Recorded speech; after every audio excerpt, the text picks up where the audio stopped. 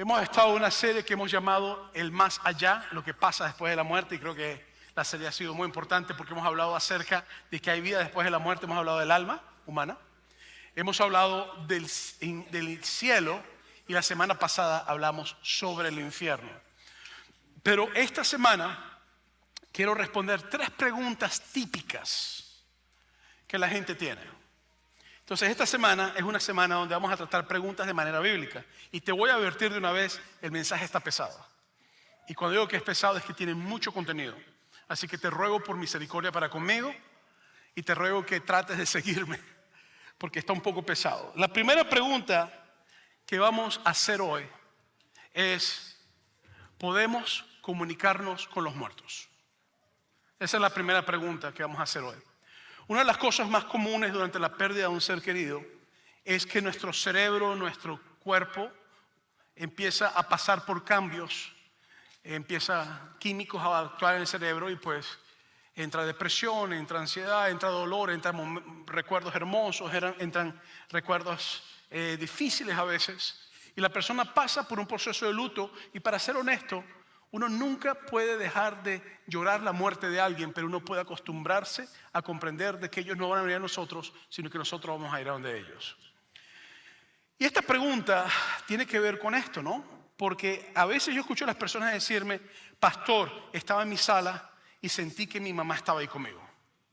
Sentí que mi hermano estaba ahí, sentí que mi hijo estaba ahí, sentí que mi hermano estaba ahí. De hecho, en las personas que han pasado por lutos, esto es algo que pasa mucho a veces en las personas, esa sensación de que ese ser querido está ahí con ellos.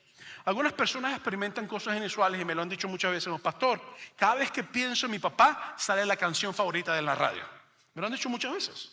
Otros me han dicho, pastor, cada vez que pienso en mi papá viene un pajarito volando o una mariposa, o mi mamá o mi hijo, lo que sea, y sé que ellos están bien. Y pues hay otras personas que tienen otro tipo de tendencia, que es la de visitar a brujos, a mediums, a practicar necromancia, es decir, tratar de hablar con los muertos.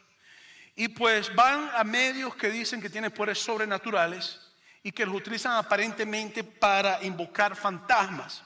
A lo mejor tú eres una de esas personas que cuando un familiar muere, y espero que no sea tu caso, si eres un hijo o una hija de Dios, haces un altar en tu casa donde pones la foto del familiar, pones allí comida, pones licor, pones cigarro y pues esperando que algún día algún tipo de contacto para contigo. Unos ponen fotos, otros van y visitan brujos, otros visitan personas que leen las cartas, otros hacen otro tipo de cosas con medium. Pero ¿qué es lo que la Biblia me dice a mí en cuanto a si nosotros podemos o no? ¿Qué dice la Biblia sobre esto? ¿Qué dice la Biblia si yo me puedo comunicar con un muerto o no? Y te voy a ser honesto, el texto que hemos escogido son 2 textos muy complicados y son el dolor de cabeza para todo teólogo. Pero hoy lo vamos a hacer igualito. Y el primer texto tiene que ver con el rey Saúl. El rey Saúl se apartó de Dios. Él dejó de hacer lo que tenía que hacer y no buscó de Dios. Su corazón se llenó de orgullo, de arrogancia, y el tipo literalmente se alejó de Dios completamente. Y pues Saúl desobedecía a Dios y desobedecía a Samuel, que era el profeta que Dios había llamado a que lo ungiera como rey. Y cada vez que Saúl tenía problemas, él buscaba a Samuel. Y un día Dios ordenó a Saúl que matara a toda una nación llamada los amalecitas, porque esa nación estaba destruyendo, hacían sacrificios de toda clase, era terrible la nación. Y Dios dice, eliminas todo eso, no dejes nada vivo. Y cuando llegas a la primera de Samuel, capítulo 15, versículo 9, te dice, y Saúl y el pueblo perdonaron a Agag. Agag era el rey de los amalecitas, y a lo mejor de las ovejas y del ganado mayor, de los animales engordados, de los carneros y de todo lo bueno, y no quisieron destruir más todo lo que era vil y despreciable, lo destruyeron. Entonces ellos, en vez de hacer lo que tenían que hacer, ellos destruyeron solamente lo que no les gustaba y se quedaron con lo bueno. Y dejaron al rey vivo, aunque Dios le dijo, no dejes a nadie vivo. Cuando Samuel se entera, es porque Dios se lo dice. Y Dios le dice, ve donde Saúl y tratas con él, porque él me ha desobedecido. Y lo desechas. Él no sigue más como rey sobre Israel. Va a buscar a alguien que tenga un corazón conforme al mío. Y es cuando Dios escoge después a David. En el versículo 13 y 14, primera de Samuel 15, dice, vino pues Samuel a Saúl y le dijo, bendito sea tú del Señor. Y yo pongo en hebreo la palabra del nombre impronunciable. Hago esto porque en la Biblia, en el hebreo, a veces te escribe Adonai, que significa Señor, El Shaddai, que significa omnipotente, El Nisi, que significa mi bandera, mi estándar. El Rafa, que significa mi sanador. A veces te dice Elohim, que significa Dios, pero también tiene otra traducción. Pero en este caso te usa el nombre propio de Dios, que sería el nombre impronunciable. Este nombre no se puede pronunciar. Y pues yo tiendo a traducirlo siempre como Señor. Ha sido mal traducido como Jehová, pero yo lo traduzco siempre como Señor. Dice, Samuel entonces dijo, ¿por qué pues balido de ovejas y bramido de vacas es este que yo oigo con mis oídos? Entonces, cuando Samuel le llama la atención a Saúl, Saúl no reconoce que ha hecho mal, sino que él dice, yo he hecho lo correcto, yo soy un hombre de Dios, tuve miedo al pueblo, el pueblo es culpable. Y él no se arrepiente de sus hechos, sino que sigue con su arrogancia en el proceso. Llegamos al versículo 23 y Samuel lo confronta gravemente. Dice, porque como pecado de adivinación, y la palabra en hebreo que te ha sido traducido como adivinación es kesem. Ahí lo puse, ahí está, kesem. Esa palabra es importante porque kesem tiene dos traducciones nada más, adivinación y brujería. Y las dos van metidas de la mano. Entonces, cuando usted lee eso en hebreo, quiere saber que no es solamente una persona que adivina, sino que es una persona también que practica rituales de brujería. Entonces te dices, como pecado de adivinación es la rebelión y como ídolos e idolatría la obstinación. Por cuando tú desechaste la palabra del nombre impronunciable de Dios, Él también te ha desechado para que no seas rey. Entonces Samuel le llama la atención a Saúl y le dice que lo que estaba haciendo de rebelión y desobediencia era como brujería y adivinación. Y nosotros tenemos la tendencia de siempre tener niveles de pecados y decimos, la homosexualidad es el peor de todos los pecados. Pero cuando vas a Romanos capítulo 1, homosexualidad y el chisme están en la misma lista. Cuando tú llegas aquí, tú dices, la brujería es lo peor que una persona puede practicar. Y sí lo es, porque la brujería trae demonios a tu casa. Pero aquí Samuel está diciendo que rebelión y desobediencia, ojo, es igual a adivinación y a brujería. Entonces, hoy te digo que rebelión y desobediencia ante los ojos de Dios es igual a adivinación y brujería, a kesem. Y eso tiene su porqué, y lo vamos a explicar ahorita. Entonces, irónicamente, más tarde, Saúl practica lo mismo que su rebelión lo había llevado a hacer. Porque la rebelión contra Dios te lleva a hacer cosas que te alejan de Dios. Y pues Samuel más nunca volvió a ver a Saúl. En 2 Samuel capítulo 15, versículo 35 dice que Samuel murió después de eso y más nunca ungió a David, pero él más nunca volvió a ver a Saúl. Más nunca. Hasta que una noche, después de que Samuel había muerto, Saúl cayó en la práctica de rebelión y fue a donde una bruja a buscar adivinación.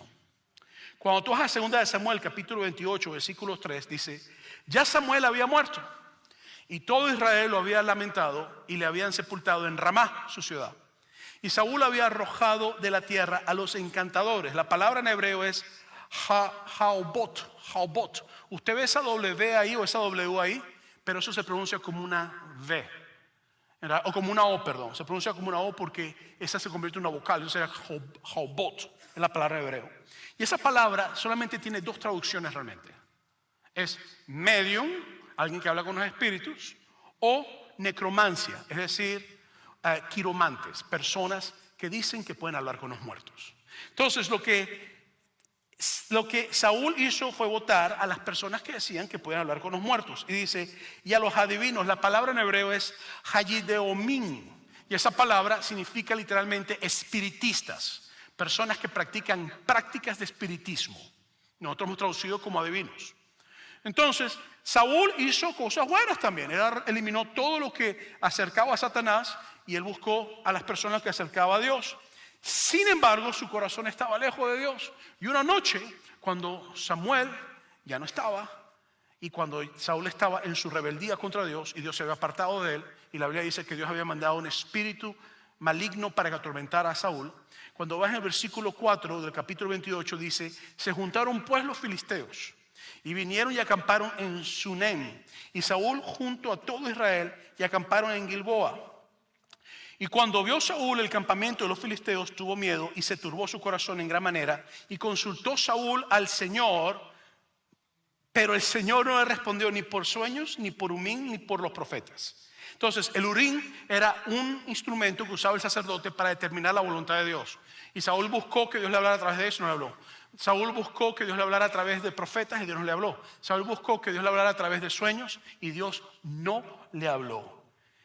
Y lo que ocurrió fue que como Saúl estaba desesperado y estaba con mucho temor, en vez de arrepentirse y buscar de Dios, no por conveniencia y no porque le convenía o porque le hacía falta algo, sino porque realmente se había arrepentido, él siguió buscando lo que él quería. Y aquí es donde la rebelión te lleva a veces a practicar brujería. Porque la brujería es decir, yo le pedí algo a Dios y no lo hizo, le voy a pedir a esta entidad para que lo haga por Dios.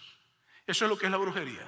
Entonces, cuando tú vas al versículo 7, en 1 Samuel capítulo 28, te dice, entonces Saúl dijo a sus criados, buscadme una mujer que tenga espíritu de adivinación. La palabra en hebreo es ob, así como se escucha. Esa no tiene mejor traducción sino que medium. Alguien que es posesionada por un espíritu, un demonio, y la persona habla, o el demonio habla a través de ella. Entonces, él buscó a un medium para que yo vaya a ella y por medio de ella pregunte. Entonces, él quería tener respuesta que Dios no le había dado. Y ahí es rebelión. Porque si Dios no te quiere decir algo, ¿por qué quiere forzarlo? Y sus criados le respondieron, he aquí una mujer en Endor que tiene espíritu de adivinación. Es decir, una mujer que es medio, que los espíritus entran en ella y los espíritus hablan a través de ella. ¿Cómo los siervos de Saúl sabían eso? Quizás ellos iban donde ella, es lo más probable. Porque Saúl había expulsado a todos. Entonces, ¿cómo ellos sabían? Quizás iban de ellas. Entonces, Saúl va y la busca, se disfraza porque él había expulsado a todas esas personas de la tierra y ellas no, si él lo había, no iban a hablar con él. Y se disfraza y dice versículos 11 del capítulo 28. Entonces, la mujer entonces dijo, ¿a quién te haré venir? Y él respondió, hazme venir a Samuel. Y sin mucho protocolo, la mujer hizo manos en la masa, empezó sus rituales, como si eso fuera así de fácil sacar a alguien del cielo o sacar a alguien de la presencia de Dios. Estás tomando tu piña colada, de repente te chupan y sales aquí a la tierra. ¿Me entiendes? Y pues, cuando tú llegas al versículo 12 de 1 Samuel, versículo 28, te dice, y viendo la mujer a Samuel, ahora te dice que ella vio algo. Clamó en alta voz. Y habló aquella mujer a Saúl diciendo. Es interesante que esta mujer se asustó muchísimo con lo que vio. Y tú dices, pastor, pero no dice que se asustó. Ahí dice que clamó en alta voz. Te voy a decir por qué ella se asustó. Porque cuando tú vas en ese capítulo de 1 Samuel 28, 12, la palabra en hebreo que te usa para decir que ella clamó en alta voz es batizak. Y la palabra batizak no es, ¡epa! ¿Cómo estás, vale? ¡Qué bueno verte! La palabra batizak es una palabra que es grito de terror o miedo porque no esperabas algo. Entonces en el hebreo te da a entender que la mujer se asustó. En el español no. En español te dice que habló en alta voz. Pero en el hebreo la palabra batizak significa que ella tuvo miedo, asombro. Fue terror lo que sintió, como que ¿qué estoy viendo? A lo mejor ella pensó, voy a sacar la platica aquí bien chévere, voy a hacerme una platica con este tipo, le digo que es fulanito y se acabó el problema y empezó a ver cosas de verdad.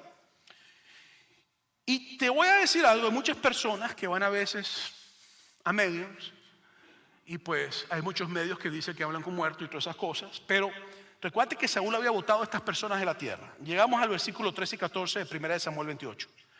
¿Por qué me has engañado? Pues tú eres Saúl. Y el rey le dijo, no temas, que me has visto. ¿Qué has visto? Y la mujer respondió a Saúl, he visto dioses. Por eso es que en el primer versículo puse el nombre impronunciable de Dios, porque la palabra que ella dice, he visto dioses, es la palabra Elohim, que también significa Dios también. Esa palabra Elohim en el hebreo tiene múltiples traducciones. Es Dios cuando hablamos del Dios verdadero, es dioses cuando son espíritus o cosas de ese tipo, o dioses falsos, y también son jueces divinos, jueces que tienen cierta autoridad divina. Entonces, ella usa la palabra Elohim para referirse a cosas que estaba viendo, y dice, he visto dioses que suben de la tierra. Entonces ella empezó a ver cosas que estaban subiendo de la tierra. Él le dijo, ¿cuál es su forma? Y ella respondió, un hombre anciano viene cubierto de un manto. Saúl entonces entendió. Y la palabra que usa en hebreo es wayedah. Esa palabra wayedah es muy importante porque quiere decir de que Saúl llegó a la conclusión de que era Samuel. Entonces, cuando Dios le dice, he visto a una persona anciana que viene así, él llegó en wayedah, en la conclusión de que era Samuel. Dice, conoció que era la persona, entonces, que era Samuel, y humillando el rostro en tierra, hizo gran reverencia. Entonces, aquí la narrativa se pone súper oscura y se pone súper confusa. Y entonces empieza una discusión teológica y la gente empieza a pelear que sí, que no, que tal. De hecho, los brujos usan este texto para decir que sí se puede hablar con muertos. Todo el tiempo lo hacen. Cuando llega al versículo 15 de 1 Samuel, versículo 28 dice, y Samuel dijo a Saúl, ¿por qué me has inquietado haciéndome venir? Y Saúl respondió, estoy angustiado, pues los filisteos pelean contra mí. Y Dios se ha apartado de mí y no me responde más, ni por medio de profetas, ni por sueños. Por esto te he llamado para que me declares lo que tengo que hacer. Entonces, ¿qué es lo que está pasando en todo esto? ¿Por qué este texto es tan oscuro? ¿Era realmente el fantasma de Samuel? ¿Era realmente otra identidad espiritual haciéndose pasar por Samuel? Entonces, ante esta pregunta solamente hay dos respuestas lógicas. No existe otras, hay dos respuestas lógicas. Bueno, existe otra también, pero hay dos que pusimos hoy. La primera es, o la respuesta A, letra A sería, era un espíritu demoníaco haciéndose pasar por Samuel. Sencillo. Y el apóstol Pablo te escribe en 2 Corintios capítulo 11, 14, que Satanás se disfraza de ángel de luz para engañar. Entonces la primera cosa es que era un demonio. Y déjeme decirle que yo he escuchado muchas historias de personas creyentes donde han tenido encuentros con familiares después de muertos. Ellos han reprendido en el nombre de Jesús y se ha desaparecido asustado gritando lo que estaban viendo. Cosas que yo he escuchado, porque como pastor yo escucho muchas cosas. Entonces, cuando tú vas, la segunda opción es la letra B y es este era Samuel. Esa es la otra respuesta que podemos tener, que subió del Sheol, que es el lugar de muertos en el Antiguo Testamento, porque una bruja con poderes mágicos lo emboscó y él decidió venir, aunque Dios no quería hablarle a Saúl. Si este era un demonio que se estaba disfrazando de Samuel, entonces la respuesta a esta pregunta es sencilla: no podemos hablar con los muertos. Pero si este era Samuel, entonces, ¿qué pasó aquí? Déjame decirte que hay muchos cristianos pastores que piensan que este era Samuel. Hay muchos teólogos que piensan que este era Samuel. Y tienen argumentos. Cuando yo leo esto, me meto a estudiar eso, tiene unos argumentos increíbles que tú dices, wow, es convincente. Pero de la misma manera, hay muchos como yo que pensamos que no era Samuel. Y tenemos argumentos iguales, increíbles y fuertes también. En mi opinión, un poquito más fuerte, por eso es que yo no creo que era Samuel.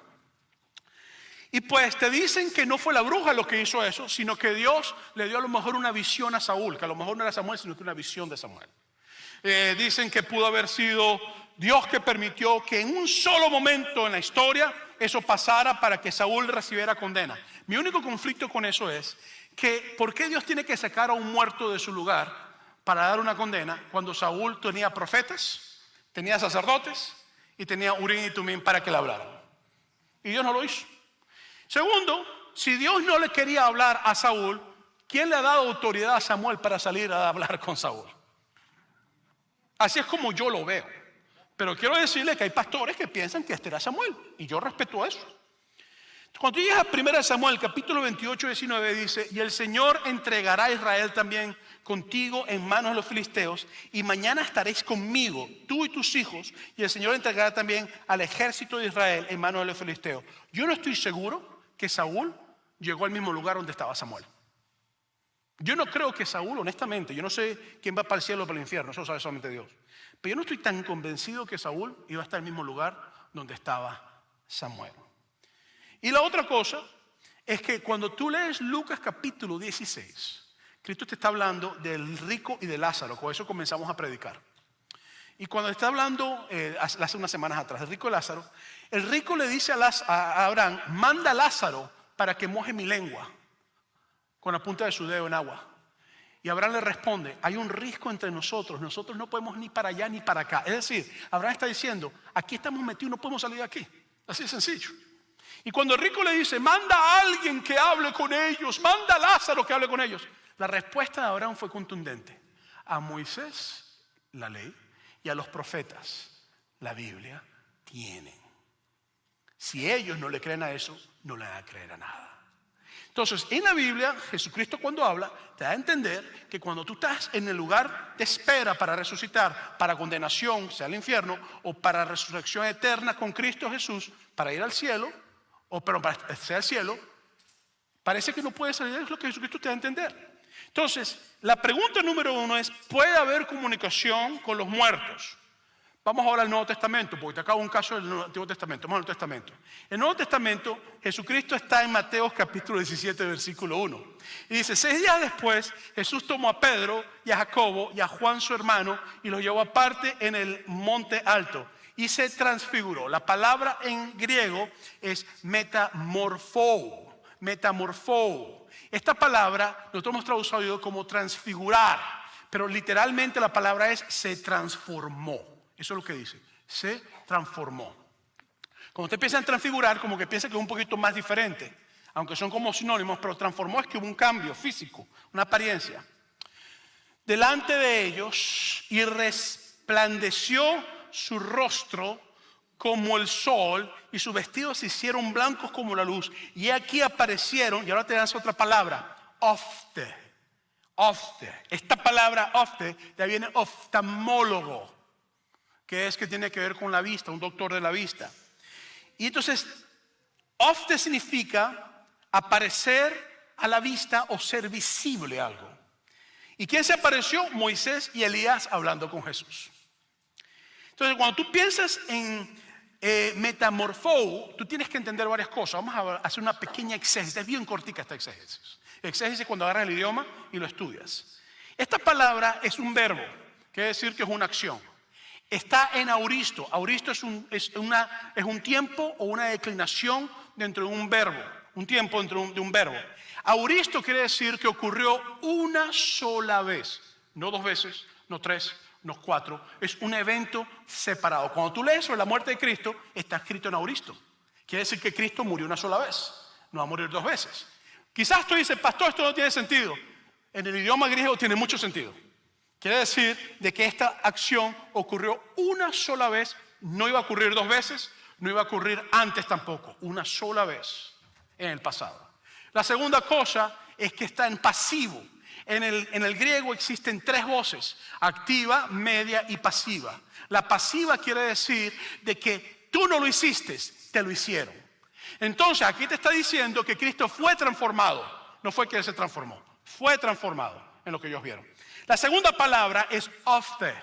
La palabra ofte es una palabra que también está en un verbo. Es decir, ellos se hizo visible algo. Pero está en auristo también. Que quiere decir de que ocurrió una sola vez. Esto no pasó todo el tiempo. Fue una sola vez que ocurrió. Mas nunca lo volvieron a ver. Una sola vez. Pero también está en pasivo. Lo que quiere decir que los discípulos estaban tranquilos y de repente lo vieron. Se lo hicieron a ellos ver. Ellos no tuvieron nada que ver con verlo. Es decir, fue algo que ocurrió solito, ellos no lo buscaron. En el caso de la bruja de Endor, ella supuestamente estaba buscando a Samuel y estaba buscando espíritus. Entonces, es muy diferente la situación. Entonces, nuevamente me hago la pregunta, ¿podemos hablar con los muertos? ¿Puedo ir a un brujo y decirle, búscame a Simón Bolívar para que saque el sistema corrupto de Venezuela? ¿O puedo ir yo y a decirle, quiero hablar con mi abuelita que está muerta? Quiero que me diga tal cosa. La diferencia entre estos 2 casos es muy marcada. En el caso de Saúl, Saúl estaba mal con Dios y fue una bruja la que supuestamente hizo subir a Samuel. Y pues, interesante, Dios no le hablaba a Saúl, pero Samuel decidió hablar con Saúl. A mí eso se me hace interesante. Y la pregunta que tengo que hacerme es, ¿realmente puede un brujo sacarme a mí de mi lugar de descanso? Entonces, cada vez que alguien quiere hablar conmigo, puede ir de un brujo y yo tengo que decir, espérame, bájate que me están llamando. Espérame aquí porque yo venía a hablar con ese que me está buscando. O sea, ¿realmente tiene un brujo el poder de sacarme a mí de mi lugar de descanso? ¿Qué descanso es este? Imagínate, te mueres tú y tu esposa ve un brujo. Y, ¿qué pasó, mija? Que ¿dónde dejaste las llaves que no las encuentro? O sea, imagínate. Entonces, Jesús es diferente, porque en el caso de Jesucristo, la plenitud de Dios reposa en Jesús. Él es el Hijo de Dios. Y esto está haciendo referencia, en el caso de Jesús en Mateo 17, sobre la obra salvífica. El enfoque en el texto de Mateo no es que se presentó Moisés y se presentó Elías, que de paso fue lo que los discípulos le dieron el enfoque. El enfoque del texto de Mateo es que Moisés, la ley, y Elías, los profetas, avalaban la obra de Jesús. Ese es el enfoque del texto de Mateo. Y lo que está diciéndote es, literalmente, que tanto Moisés, la ley, y los profetas le daban el paso para que la gracia de Dios viniera a través de la cruz de Calvario. Entonces, cuando tú piensas en esto, me hago la pregunta, ¿cómo estos tipos conocieron que eran Moisés y Elías? Si ellos nunca habían visto a Moisés y Elías. ¿Será que cuando tú estás muerto puedes reconocer a las personas sin necesidad de conocerlos? Quizás. Entonces, en el caso de Saúl, la bruja se le apareció supuestamente a Samuel y condenó a Saúl.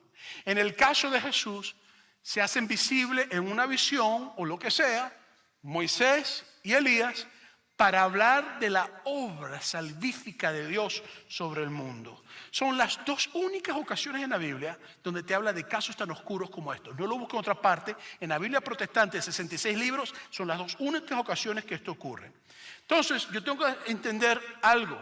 Esto no es una norma. Esto no ocurre todo el tiempo en la Biblia. Y el hecho que en griego está nauristo te quiere decir que nada más pasa una vez. Eso que ocurrió. Entonces yo no puedo llegar a decir, sí, yo puedo llamar a los muertos que me dé la gana. De hecho, la Biblia condena la necromancia. El querer hablar con muertos, la Biblia lo condena. En Levíticos capítulo 20, versículo 6, en el Antiguo Testamento dice, y la persona que atendiera encantadores, recuerden que encantadores tiene que ver con medios, con espiritistas, encantadores o adivinos, tiene que ver con quesem, brujos, para prostituirse tras ellos, porque para Dios la brujería es prostitución espiritual. Yo pondré mi rostro contra tal persona y la cortaré de su pueblo. También te lo dice en Deuteronomio 18, 10 al 12, Isaías 8, 19 al 20, Deuteronomio 26, 14. En el Nuevo Testamento el apóstol Pablo te dice en Gálatas 5, 9, 21, y manifiestas son las obras de la carne, que son adulterio, fornicación, inmundicia, lascivia, idolatría, hechicería, y va por ahí. Y al final te dice, como ya os los he dicho antes, los que practican tales cosas no heredarán el reino de Dios. En Apocalipsis 21, 8, en 1 Timoteo capítulo 4, 1, en el libro de Hechos también se trata con esto. Y a mí me encanta esta prohibición y me gusta la advertencia que nos da el apóstol Juan en 1 de Juan capítulo 4, versículo 1. Amados, no creáis a todo espíritu. Mira, si algún día yo estoy en mi casa solo orando y se me presenta un familiar muerto, yo voy a reprender eso en el nombre de Jesús. Así es, yo te lo digo. Y te garantizo que si se convirtió en demonio, se va a ir corriendo. Garantizado. Y si no se va, lo saco a patada. Yo tengo que tratar con eso. Mi abuelita decía, el muerto al hoyo y el vivo al rollo. Entonces uno tiene que entender estas cosas. Y Juan te dice que yo tengo que pesar los espíritus. No todo espíritu que se presente tiene que ser de Dios. Cuando un espíritu es de Dios es porque Dios lo manda, no viene porque quiere. Cuando un espíritu es de Dios, es porque Dios está dando una palabra. Y son ángeles normalmente los que Dios manda. En el Antiguo Testamento, en el Testamento. Y te dice, porque muchos son falsos profetas los que han venido al mundo. Entonces, bíblicamente, no se puede hablar con los muertos. De hecho, la Biblia lo condena. Y si tú vas a un brujo, te ha abierto antemano, estás abriendo puertas espirituales para que demonios te engañen. Sencillo. Y vas a ser engañado por demonios. Y vas a hablar no solamente con tu abuelito, con tu abuelo, vas a hablar con tu tatarabuelo, tu tatarabuelo, con el familiar que nunca conociste, los vas a hablar con él también. Y los demonios te van a engañar. Y el brujo se va a hacer rico contigo. Entonces, en el caso de Saúl, yo tengo que entender varias cosas. Cuando Dios guarda silencio, quiere que te quedes quieto o que te arrepientas de algo que estás haciendo.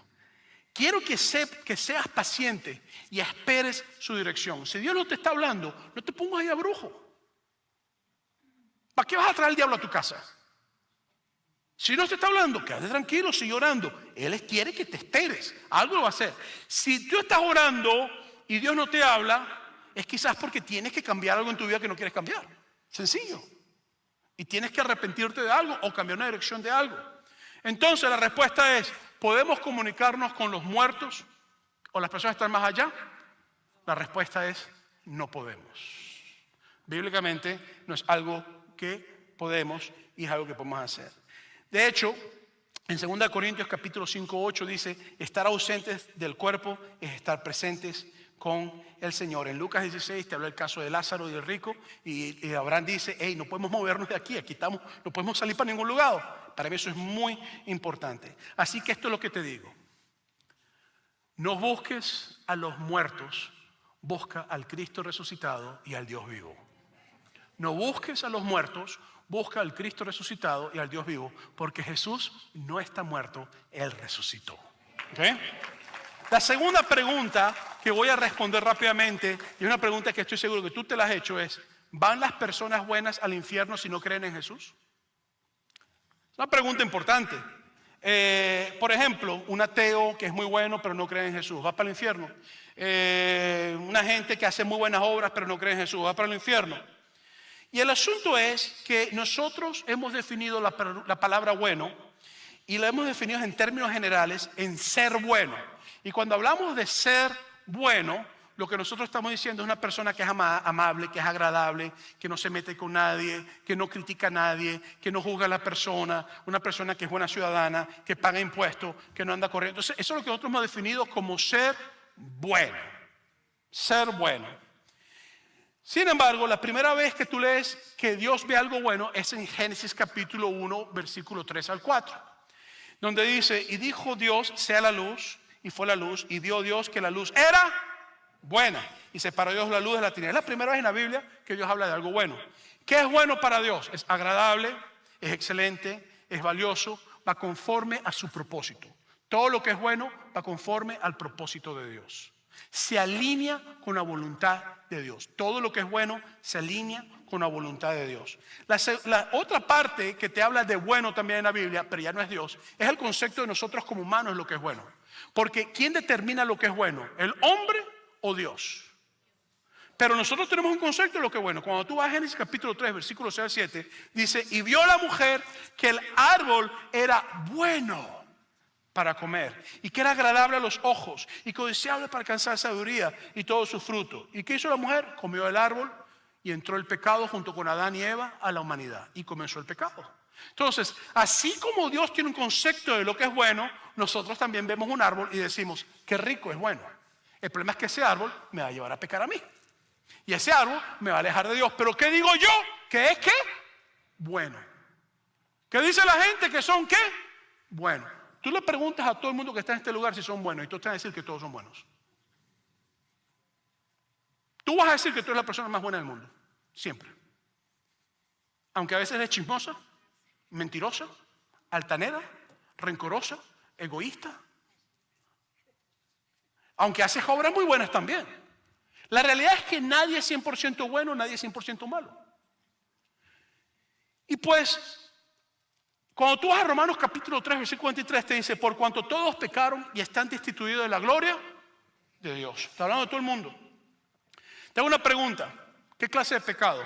Chisme, mentiras, arrogancia, inmoralidad sexual, idolatría, brujería, odio, engaño, celos, falta de perdón, menospreciar a otros, infidelidad, egoísmo, rebelión, criticar injustamente, juzgar siendo injustos, orgullosos, discusiones, pleitos. Levanta la mano si tú nunca has hecho eso. El que nunca haya hecho, me levanta la mano, por favor, ahorita. Aquí nadie puede levantar la mano. Aquí nadie puede tirar la piedra. Aquí todos hemos pecado. Entonces, yo tengo que entender lo que dice Romanos capítulo 3, versículo 10. Como escrito está, no hay justo ni aún uno. Y yo tengo que hacerme la pregunta. Es una pregunta que yo siempre me hacía cuando yo era ateo, porque tuve mi etapa de ateo fea. Yo decía, ¿por qué permite Dios que pasen cosas malas a gente buena? Y yo agarraba ese argumento para decir de que Dios no era verdadero, que era falso, que Dios no existía por esta pregunta tonta. Te voy a decir algo. Cuando yo me convertí a Cristo, que Dios realmente me enseñó que Él es bueno de verdad, yo no. yo comprendí algo. Yo comprendí que cada vez que yo hacía esa pregunta, lo que yo estaba diciendo es, yo soy bueno y Dios es malo. Pues cada vez que tú haces esa pregunta, tú estás diciendo que Dios es injusto.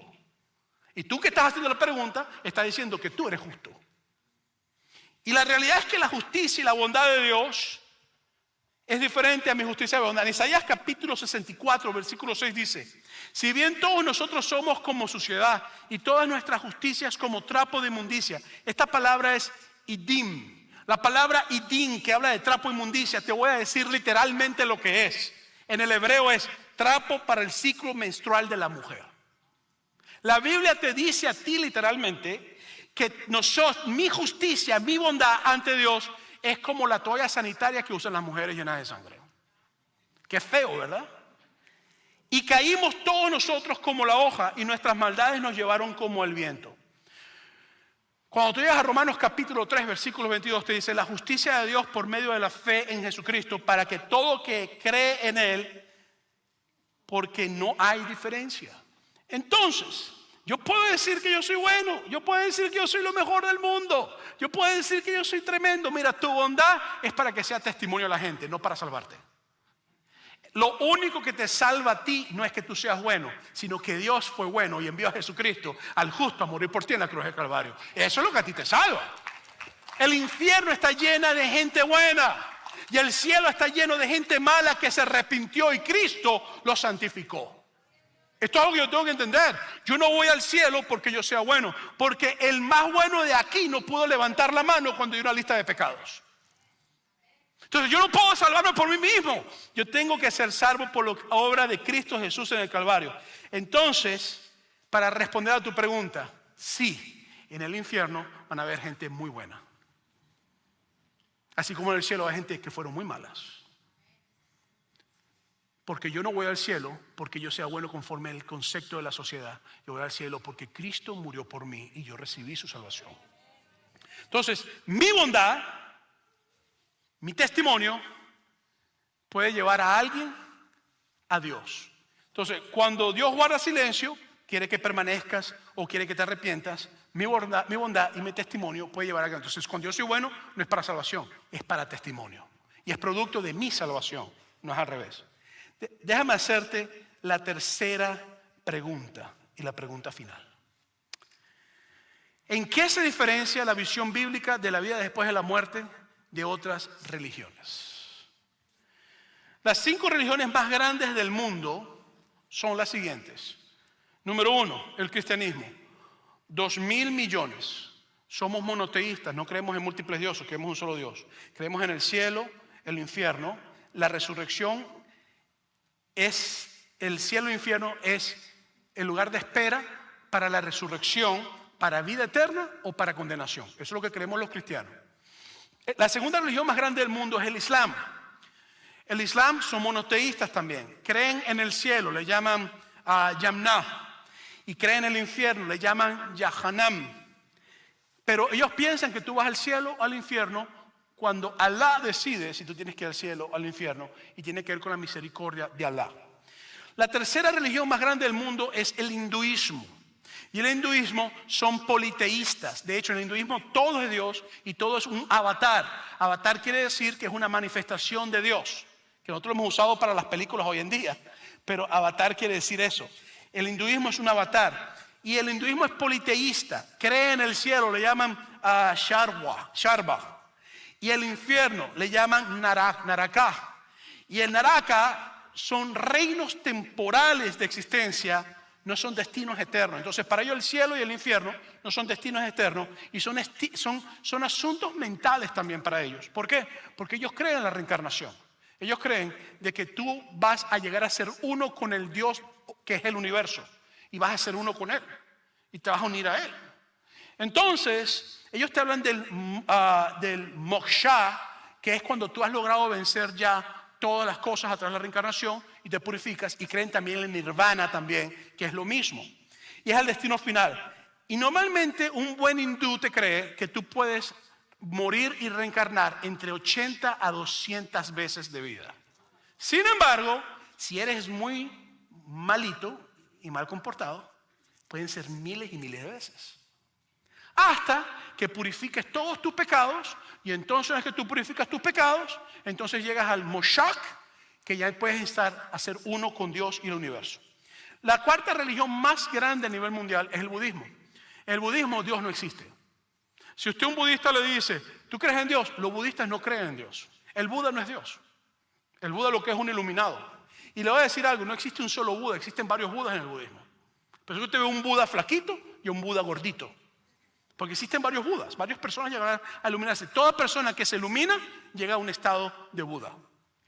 Entonces, en el budismo no se cree es en la reencarnación y el iluminamiento. Yo tengo que morir muchas veces, igual que en el hinduismo, pero ellos no creen en el Moshak. El Moshak es la palabra en hindú, ellos creen en el nirvana, es la palabra budista. Y en nirvana yo llego a un estado entonces donde yo puedo purificarme. Y para el budista existe el cielo y el infierno, pero son estados mentales. Son estados mentales, es lo que son para ellos y son temporales, porque en tu otra vida vas a reencarnar nuevamente y vas a tener la oportunidad. Después tenemos el sijismo, que viene también de la época, viene también de la India también, y estos son la quinta religión más grande del mundo. Ellos te creen a ti en un Dios monoteísta, en el cielo y el infierno, pero son estados mentales presentes. Es decir, yo puedo estar en el infierno ahora mismo o puedo estar también en el cielo ahora mismo, dependiendo de mi situación. Y creen en la reencarnación igual que los budistas y que los hindúes. Ahora vamos a los Estados Unidos. En los Estados Unidos los grupos religiosos más grandes, 45% protestantes, aquellos cristianos que no son católicos. Y el cielo, el infierno, creemos en eso, creemos en la resurrección. Y creemos que la resurrección es el destino final para vida eterna o para condenación eterna. Eso es lo que cree todo cristiano. Es lo que debería creer. Personas sin religión es la segunda religión más grande en los Estados Unidos, con el 25%. Los ateos son una religión, déjeme decirle. El que le diga a usted, yo soy ateo y no creo en Dios, yo no tengo religión, eso es mentira. El ateísmo es una religión porque estudian porque Dios no existe y predican que Dios no existe y viven como si Dios no existe y creen que Dios no existe, por lo tanto es una religión. Entonces los ateos no creen en la vida después de la muerte. Una vez que te moriste, se acabó todo. Y entonces pues tienes en este grupo 25% los agnósticos, que no saben realmente qué es. Dicen, no sé si hay vida, no sé si hay muerte, no sabemos si se van a acabar las cosas, no sé, nada más sé que no sé. Y después tienes otros que es una mezcla increíble de pensamientos y creencias. En tercer lugar, en los Estados Unidos, con el 25% tienes a los cristianos católicos. Ellos, aparte del cielo y el infierno, ellos creen en un lugar llamado el purgatorio. Y el purgatorio no aparece en la Biblia por ningún lado, pero ellos creen que es un proceso para purificar sus almas antes de llegar al cielo. Y no todo el mundo va al purgatorio, no todo el mundo va al cielo, pero los que tienen que ser purificados todavía van a ese lugar a purgar sus vidas. No está en la Biblia por ningún lado, pero los católicos creen eso. Después, la otra religión, cuarta religión más grande en los Estados Unidos, son el judaísmo. Son el 2% de los Estados Unidos. Ellos creen en el Sheol. Es un estado temporal para el juicio final. Creen que el Sheol tiene el Hejigón, que sería el lugar que hablamos, el infierno la última vez, que es un estado de purificación espiritual. Y creen también en el Gan Eden o en Olam Haba, que es un lugar para tú regresar a Dios y estar unido con Dios. En el judaísmo, unos creen en la resurrección y otros no creen en la resurrección. Y llegamos entonces a la quinta religión más grande de los Estados Unidos, los santos de los últimos días, los mormones. Es el 2% de los Estados Unidos. Ellos creen en 3 planetas o grados de gloria. El grado celestial es un lugar para los mormones y cristianos que acepten el mormonismo. El grado terrenal es para los cristianos que no aceptan el mormonismo. Y el celestial, un grado inferior, para los que rechazan el mormonismo o rechazan el cristianismo. El número 6, el 1% de los Estados Unidos, es Islam. Ya lo explicamos, no lo voy a mencionar. El número 7, los testigos de Jehová, es el 1% de los Estados Unidos. Los testigos de Jehová sí creen que hay un cielo, pero solamente para 144,000 escogidos, ungidos, que van a reinar con Cristo desde el cielo. El resto resucita para vivir en el paraíso eternamente, que es la tierra, el nuevo mundo, y el infierno no existe porque toda persona que muere sin Dios, inmediatamente Dios aniquila su alma. Eso es lo que creen ellos. Entonces, el cristianismo afirma que es la verdad. Y existen 4,000 religiones a nivel mundial aproximadamente. Y yo he estudiado muchísimas de ellas. Y yo llego a la conclusión, por eso soy pastor, que el cristianismo es la verdad. Te voy a decir lo que dijo Cristo y con esto voy a terminar. Estas son las palabras de Jesús. Juan 14:6. Jesús dijo, yo soy el camino y la verdad y la vida. Nadie viene al Padre sino por mí. Entonces te voy a decir algo. Cuando Dios guarda silencio, quiere que permanezcas tranquilo. No te pongas a loquear. No te pongas trayendo a brujos. Vas a traer demonios a tu casa. O quiere que te arrepientas de algo que estás haciendo. Número 2, tu bondad, lo bueno que tú eres, podría llevar a alguien a Dios. No es para tu ser salvo. Y número 3, deja de intentar trabajar por lo que ya Cristo ganó en esa cruz. Tú no tienes que ganarte tu salvación. Jesús te da la salvación. Amén. Te invito a estar en pie. Y quiero invitarte a que si tú no conoces a Jesús como Salvador hoy, yo quiero invitarte a que tomes la mejor decisión de conocer a Jesucristo como tu Salvador. Y vaya preparándote porque ahorita el pastor John Pire va a hacer la comunión. Así que ujieres, estén pendientes porque si alguien no tiene la comunión, por favor levante la mano si usted va a tomar la comunión y no lo tiene. Ujieres, por favor, estén pendientes para que puedan entregarle a las personas que no tienen los elementos para la comunión. Si tú estás aquí hoy y tú quieres recibir a Jesucristo como tu Salvador, o estás en las cámaras y tú quieres recibir a Jesucristo como Salvador, yo quiero invitarte hoy a que tomes la mejor de las decisiones, darle tu vida a Jesús. Te voy a invitar que ahí donde estés, si tú quieres recibir a Jesús, hagas esta oración, que es una oración de fe en la cual tú confiesas la obra de Jesús y confiesas públicamente con tu corazón y con tu boca que Cristo es el Señor. Así que vas a recibir a Jesucristo donde estés, haz conmigo esta oración. Padre, perdona mis pecados. Límpiame en la sangre del Cordero de Dios. Gracias porque Jesucristo es mi Salvador.